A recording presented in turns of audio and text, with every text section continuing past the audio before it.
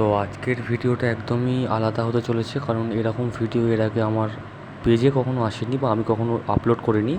আজকে আমার বাড়ির যে ট্যাঙ্কটা আছে, মানে অ্যাকোরিয়ামটা, তো এটার আমি ওয়াটার চেঞ্জ করব। আর এতে তোমরা দেখতেই পাচ্ছ একটা আছে কপার অস্কার, যেটা একদম ফুললি অ্যাক্টিভ।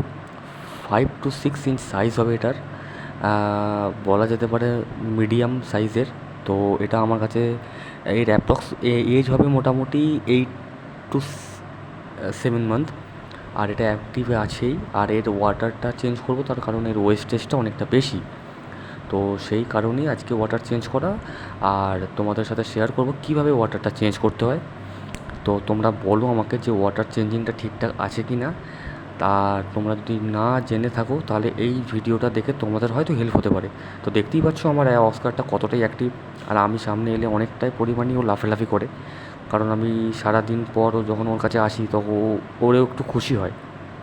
তো এটাই কারণ, আর কিছুই না। আর আমাকে ওয়াটার চেঞ্জ করতে হয়, তোমরা কমেন্ট করে জানাতে পারো যে কতদিন ছাড়া ছাড়া ওয়াটার চেঞ্জ করতে হয়, সেটা আমি অবশ্যই জানাবো।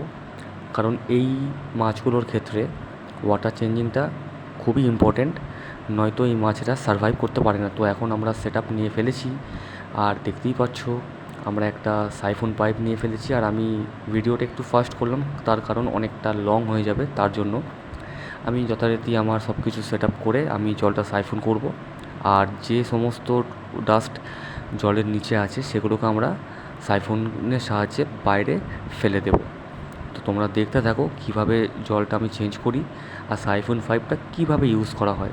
এই পাইপটা তোমরা মার্কেটে পেয়ে যাবে, যে কোনো অ্যাকোরিয়াম শপে তোমরা গিয়ে বললেই তারা তোমাকে দিয়ে দেবে।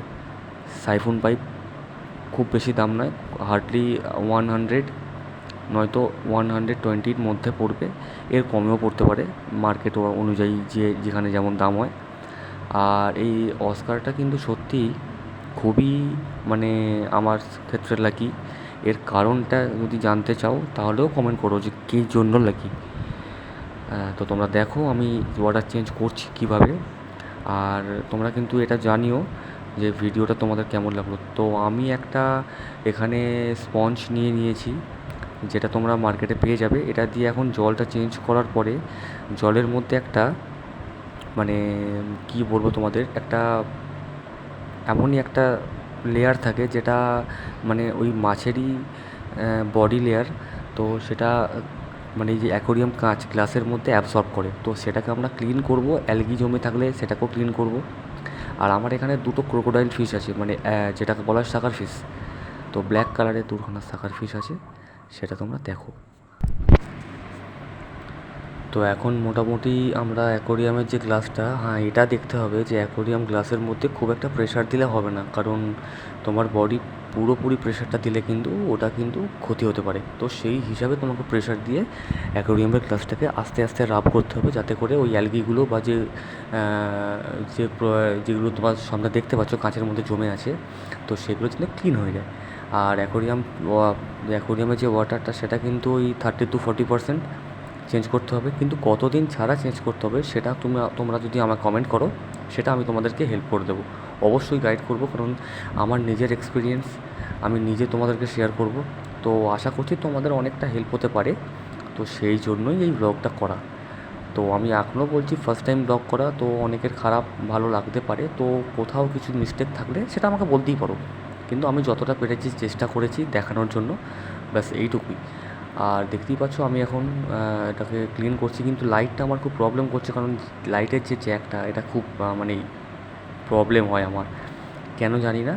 এটা আমার ইলেকট্রিক বোর্ডের প্রবলেম। তো এটা তোমরা প্লিজ কেউ কিছু মাইন্ড করো না, এটা ইগনোর করো। তো আমি এইভাবেই এখন কিন্তু ক্লিন করবো এটা। আর সিকলেট ফিশ যেগুলো আছে তার মধ্যে কিন্তু খুবই জনপ্রিয় একটা ফিশ, মানে মাছ, যেটা বলা যেতে পারে অস্কার। প্যারটও এর আগে আমার কাছে ছিল, কিন্তু তার ভিডিও বা ভ্লগিং কিছুই আমি করিনি, তার কারণ সেই সময় আমি করে উঠতে পারিনি। তবে আজকে আমি শেয়ার করছি কারণ মনে হলো জানানো দরকার। তো আমি, আর এভাবেই চলতে থাকবে কন্টিনিউ। এবার আমি জলটাকে দেওয়ার প্রসেসিংটা, আমি যেহেতু এভাবে জল দিচ্ছি, তোমরা যেভাবে খুশি জল দিতে পারো, এটা কোনো ব্যাপার না।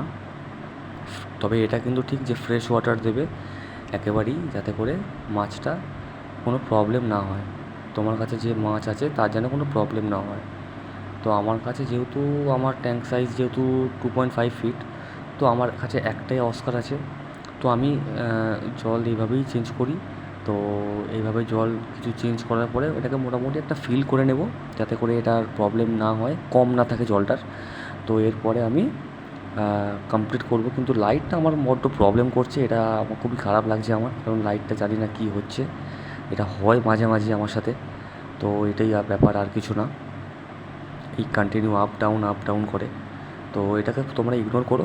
আর তার সাথে এবার আমার এই জল চেঞ্জ করার পরে আমরা কাঁচের মধ্যে যে জলটা থাকে সেটাকে আমরা পুরোপুরিভাবে ক্লিন করে নেবো। তা ক্লিন করে নিলে কী ব্যাপার, কারণটা যে কাঁচের মধ্যে কোনো স্পট থাকবে না। একটা জলের একটা স্পট থাকে, ওয়াটার স্পট, সেটা কিন্তু দেখতে খুবই বাজে লাগে। তো ভালো করে একটু কাঁচটা ক্লিন করে নিতে হবে অ্যাকোরিয়ামের যে গ্লাসটা আউটার সাইডে। আমরা যেমন ভেতর সাইডে কাঁচটা পরিষ্কার করি স্পঞ্জ দিয়ে, আর আউটার সাইডে আমরা কোনো একটা ভালো কাপড় দিয়ে ওটাকে ক্লিন করে দেবো, যাতে করে কোনো জল না থাকে। কারণ জল থাকাকালীন কাঁচের মধ্যে কিন্তু একটা ওয়াটার স্পট পড়তে পারে, সেটা একটু খেয়াল রাখতে হবে। তো আমার এখন মোটামুটি কমপ্লিট, দেখতেই পাচ্ছ মোটামুটি জল চেঞ্জ হয়ে গেছে। আর এবারে আমরা যেটা করব সেটা হচ্ছে একটা ফিল্টারেশনটা, সেটাকে আমি অন করব। আমার ওখানে একটা আছে স্পঞ্জ ফিল্টার, আর একদিকে আছে একটা পাওয়ার ফিল্টার।